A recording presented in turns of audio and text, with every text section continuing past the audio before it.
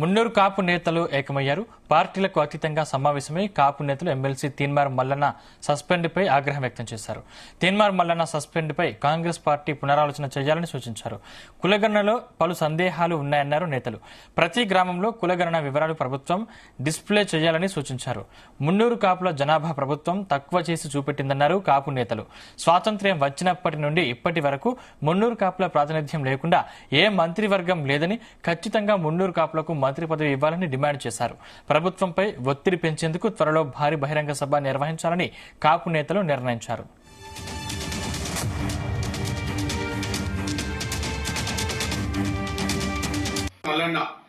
BC కుల గణన అశాస్త్రీయంగా పద్ధతిలో చేసిన కులగణను ఆధారాలతో ఎండగట్టినందుకే మల్లన్నను ఈరోజు కాంగ్రెస్ పార్టీ సస్పెండ్ చేయడం జరిగింది. దీన్ని మున్నూరు కాపు సంఘం రాష్ట్ర కమిటీ తరఫున మున్నూరు కాపులు 40 లక్షల మంది తరఫున ఈరోజు కాంగ్రెస్ పార్టీ తీర్మానం మల్లన్న చేసిన దాన్ని ఈరోజు మేము తీవ్రంగా ఖండించడం జరుగుతుంది. ఈ రోజు అయితే మరి ఇప్పటికైనా కాంగ్రెస్ పార్టీ రాష్ట్ర ప్రభుత్వంలో మున్నూరు కాపు జనాభా ప్రకారం ఈరోజు క్యాబినెట్ లో మాకు ఒక ఉన్నత స్థానం కూడా ఈరోజు ఒక బెర్త్ కూడా లేదు, ఒక మంత్రి పదవి కూడా ఇవ్వలేదు. రాష్ట్ర చరిత్రలో కూడా ఈసారి మొట్టమొదటిసారి మీరిద్దరు కాంగ్రెస్ పార్టీ రాజ్యాధికారంలో వచ్చిన తర్వాత ఈ రోజు కాంగ్రెస్ పార్టీ మున్నూరు కాపులను పట్టించుకునేది ఏది ఉందంటే ఇప్పుడు ఈ కొత్తగా ఇప్పుడు రాజ్యాధికారంలో వచ్చినారు.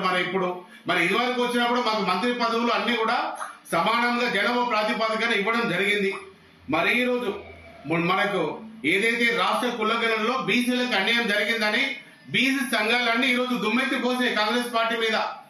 మరి దాన్ని కూడా మీరు గమనించి మళ్ళీ రీసర్వేకి ఇచ్చినారు. మరి దానిలో ఏమైందో కూడా తెలియదు.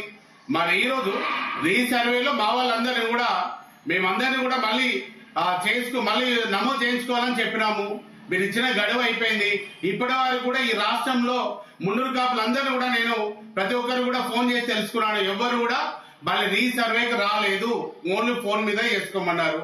ఈ రోజు మా జనాభా 40 లక్షల మంది 4,20,00,000 మందిలో ఈరోజు రాష్ట్ర జనాభాలో 12% ఉన్నాము ఈ రోజు అయితే. మరి ఈ రోజు మీరు చూసింది ఎంతనయ్యా అంటే 3.5% చూపించారు. అయ్యా మీరు రెడ్డి కులస్తుల కంటే మేము ఇంకొక శాతం తక్కువనే చూపించారు. ఎంతవరకు సమంజసము? మరి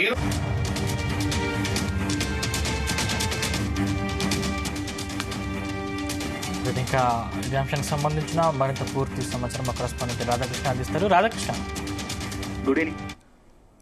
కాంగ్రెస్ సీనియర్ నేత విహెచ్ ఇంట్లో మున్నూరు కాపులు అంతా కూడా ఏకమై సమావేశం కావడం కొంత రాజకీయంగా చాలా ప్రాధాన్యత సంతరించుకుంది. ఒకవైపు ఇప్పటికే కాంగ్రెస్ నుంచి తీన్మార్ మల్లను సస్పెండ్ చేసిన వెంటనే మరో గంట సస్పెండ్ చేసిన గంట తర్వాతనే ఈ సమావేశం భేటీ కావడం సర్వత్రా ఆసక్తి నెలకొంది. ఎందుకంటే ఒకవైపు మున్నూరు కాపులకు తెలంగాణలో సరైన ప్రాధాన్యత లేదని ఒక తీవ్ర అసంతృప్తులు ఉన్న సమయంలో ఉన్నట్టుండి తీన్మార్ మల్లను కాంగ్రెస్ పార్టీ నుంచి బహిష్కరించడం, సస్పెండ్ చేయడం పట్ల కొంత తీవ్ర ఆగ్రహం వ్యక్తం చేస్తున్నట్టుగా తెలుస్తోంది. కాంగ్రెస్ అధిష్టానము తీన్మార్ మల్లన్న విషయంలో కాస్త పునరాలోచించి నిర్ణయం తీసుకోవాల్సిందిగా వాళ్ళు విజ్ఞప్తి చేసినట్టుగా తెలుస్తోంది. ఎందుకంటే తొందరపడ్డది. మున్నూరు కాపులంతా కూడా ఇప్పటికే కొంత ప్రభుత్వం పైన అసంతృప్తితో ఉన్నారు. ఇప్పటికే సరైన రాజకీయ ప్రాధాన్యత ఇవ్వట్లేదు కాంగ్రెస్ అనేది ఒక భావనలో ఉన్న సమయంలో తీన్మార్ మల్లన్నను పార్టీ నుంచి సస్పెండ్ చేయడం కొంత రాజకీయంగా ఇబ్బంది పడుతుంది, ఇబ్బందికర పరిస్థితులు ఏర్పడతాయని చెప్పేసి మున్నూరు కాపు సమావేశంలో కొంత చర్చ జరిగినట్టుగా తెలుస్తోంది. ఈ రోజు విహెచ్ ఇంట్లో జరిగినటువంటి మున్నూరు కాపు సమావేశంలో పార్టీలకు అతీతంగా మున్నూరు కాపు సంఘం అదేవిధంగా రాజకీయ నాయకులు అందరూ కూడా హాజరైనట్టుగా తెలుస్తోంది. ఈ సమావేశంలో కీలకంగా గత స్వాతంత్రం వచ్చినప్పటి నుంచి కూడా ఇప్పటి వరకు తెలంగాణలో ప్రతి కేబినెట్ లో మున్నూరు కాపులకు సరైన ప్రాధాన్యత ఉండేది. అన్ని రకాల కాంగ్రెస్ కావచ్చు, అదేవిధంగా తర్వాత కాంగ్రెస్ అనంతరం టీడీపీ, బీఆర్ఎస్ ఇలా అందరూ వచ్చిన దఫదఫాలుగా ప్రభుత్వాలు వారి హయాంలో మున్నూరు కాపులకు సరైన ప్రాధాన్యత ఇచ్చారు, మంత్రివర్గంలో అవకాశం కల్పించారు. కానీ తెలంగాణ ఇచ్చిన తర్వాత, తెలంగాణలో కాంగ్రెస్ అధికారంలోకి వచ్చిన తర్వాత కాంగ్రెస్ మాత్రం మున్నూరు కాపులను కొంత చిన్న చూపు చూస్తూ ఉంది. మంత్రివర్గంలో ఇప్పటి వరకు అవకాశం లేదు.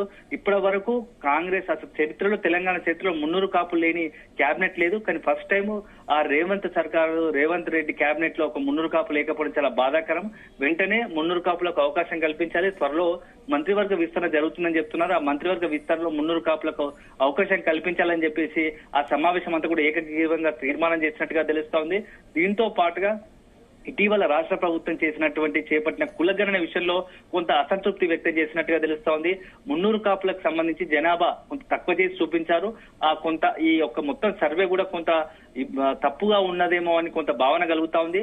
దీనికి సంబంధించి ఆ 300 కాపుల సంఖ్య తగ్గిందా లేదా అనేది ఇప్పటికీ ఇంటర్నల్ గా వాళ్ళు సంఘం తరపున 300 కాపు సంఘం తరపున కొంత ఒక కమిటీ వేసుకునే ప్రయత్నం చేస్తున్నట్టుంది. ఆ కమిటీ ద్వారా లెక్కలు తెచ్చే ప్రయత్నం ప్రతి గ్రామ వాళ్ళ కమిటీలు ఏర్పాటు చేసి అసలు 300 కాపులో ఉన్న జనాభా ఎంత అని చెప్పేసి ఆ కమిటీ వేసుకునే ఆలోచన ఉన్నట్టుగా తెలుస్తోంది. దానికి సంబంధించి ఇప్పటికే తీర్మానం చేసినట్టుగా తెలుస్తుంది.